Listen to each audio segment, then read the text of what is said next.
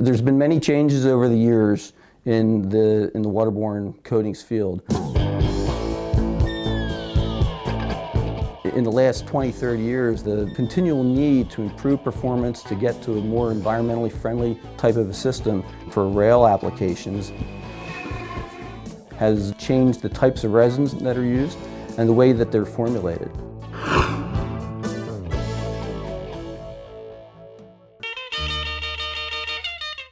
Really starting back in the 1950s was when the first latex polymers were introduced that were used in architectural type coatings, house paints. And so industrial coatings was just a natural progression for rail car owners. Flammability was a very big issue. It's still a big issue. They could not paint in the shop that was not explosion-proof electronically. They would be non-flammable. They didn't have to spend millions of dollars to make their buildings explosion-proof to accommodate the solvent-based coatings.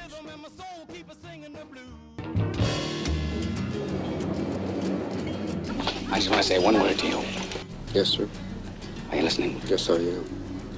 Plastics.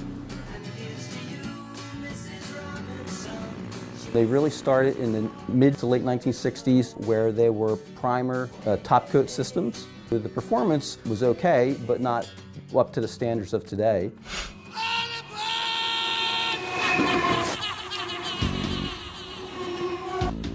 In the 1980s is really when the terpolymer latex products were first introduced, and that was to expand upon where waterborne coatings were at the time.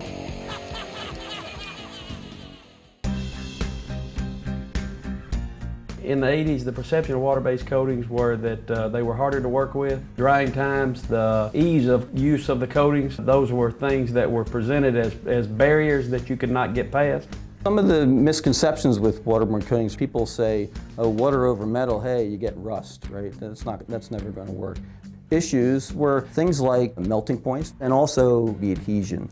When you have particularly dirty, greasy substrates, maybe contaminated with oil, water will not wet out over that kind of surface. And so properly prepared surface is the best to start with for a waterborne coating. They had to be applied in multiple coats to build the thickness because each coat needed time to exhaust the water. The quality of the resins were always there because of the same resins that were used in the solvent-based coatings.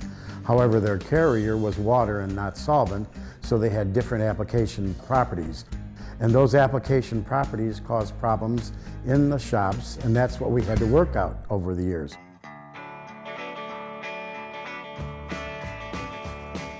At first, the painters are a little standoffish because it was something that they've never sprayed before. The painters' opinions changed after several applications and usage. They saw the benefits comparable to or versus the solvent-based paints. The solvent-based epoxy, it's cross-linked with a polyamide, which does not have any UV resistance, so it will chalk within the first 6 months to a year. The water-based epoxy doesn't chalk because it's cross-linked with automotive acrylic, but it also has the corrosion resistance of the epoxy.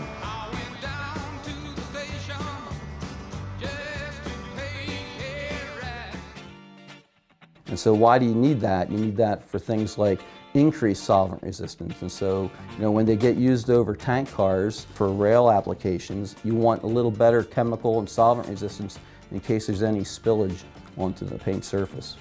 As time went on and we started seeing the history of the car out in the field, that the gloss retention was far superior to any of the solvent-based paints. It really doesn't change for years. Our company was not particularly concerned with the appearance of the paint, but as we began to do our lab investigations, we began to realize that the water-based acrylic durability was tied to improved longevity, which could mean cost savings for the company.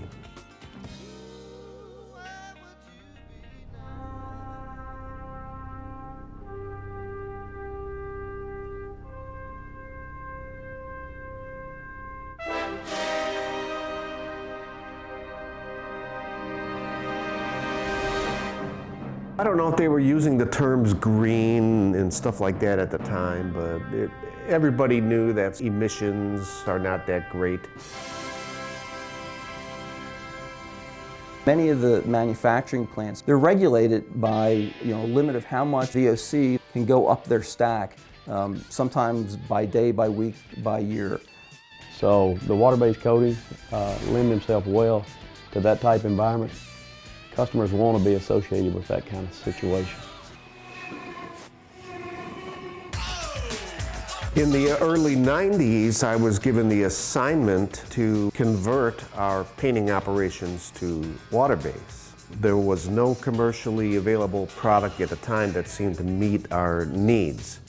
So we embarked on a co-development project with the supplier, and upon our lab testing, we proved that 2K water base were viable, good performing materials for painting tank cars. And the durability that we could not get with the other paints that we were looking at.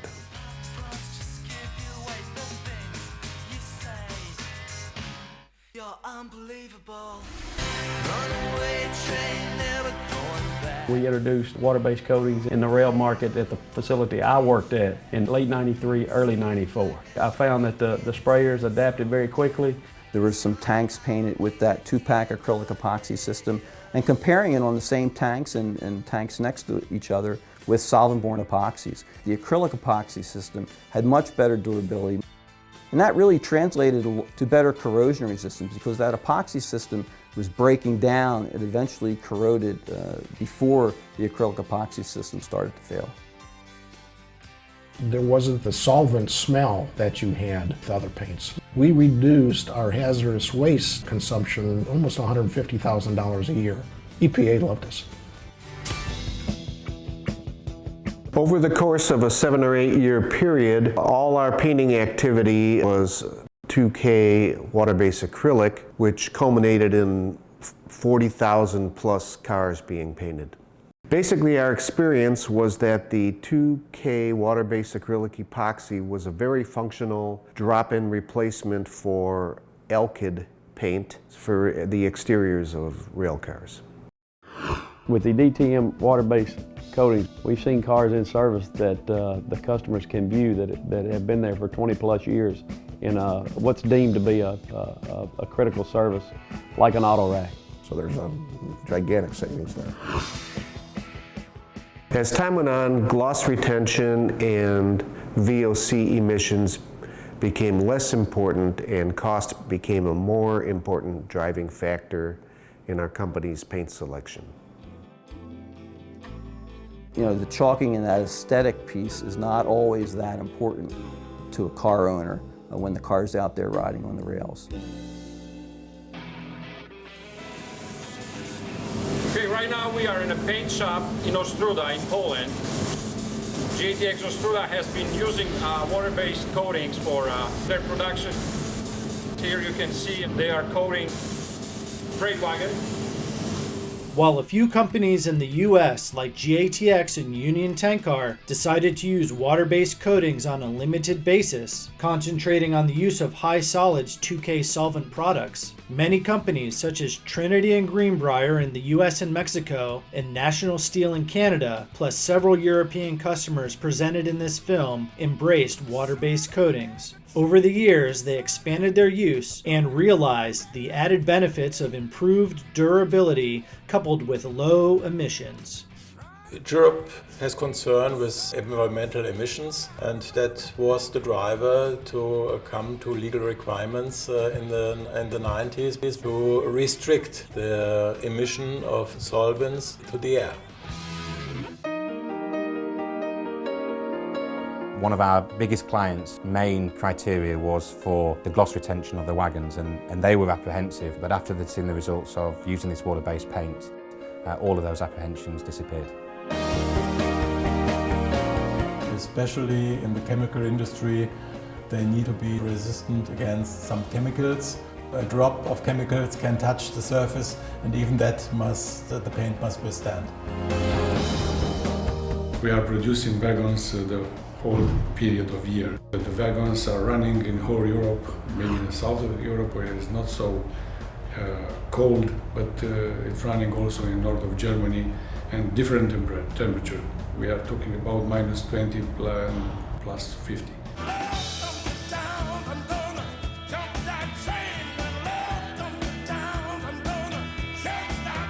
I nie jest to ani drogie, ani kłopotliwe, nie zajmuje dużo czasu.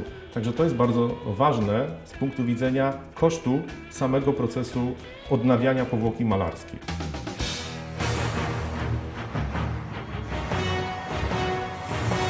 The biggest benefit we found is that it shows really reduced shocking effect, where you have a gray cloud on the paint after 2 years or 3 years.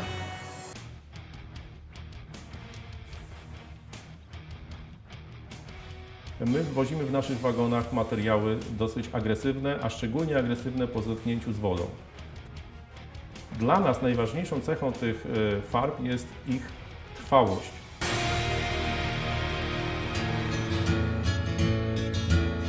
We still have 5,000 or 6,000 water-based acrylic epoxy cars running in our fleet. The appearance has held up and the durability has held up for 18 to 20 years. The oldest water-based paints on our wagons would be approximately 30, 40 years old. We put it almost 100% of all our freight cars because the freight cars, they don't come in back into shop for repairs or anything for a longer period of time. Wagon, który pomalowaliśmy w 2004 roku, do dzisiaj nie był malowany, chociaż już był w zakładzie naprawczym i był naprawiany. Natomiast nie była naprawiana powłoka malarska. The benefit in the repairs, you don't have to repair. Since we use this paint, we didn't have any claims in operation. And the oldest wagons painted on the water-based coated is more than 10 years.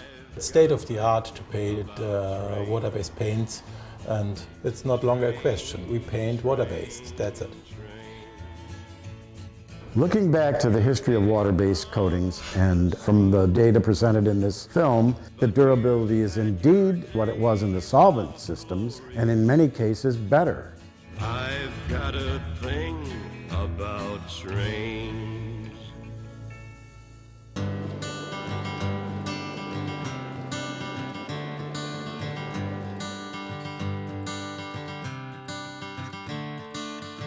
Another turning point, a fork stuck in the road.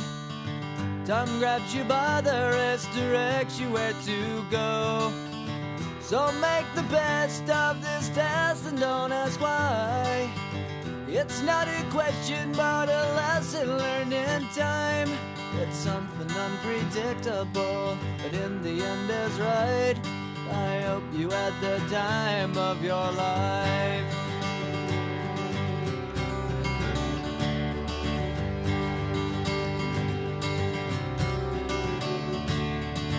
So take the photographs and still frames in your mind, hanging on a shelf in good health and good time. Tattoos of memories and dead skin on trial. For what it's worth, it was worth all the while. It's something unpredictable, but in the end is right. I hope you had the time of your life.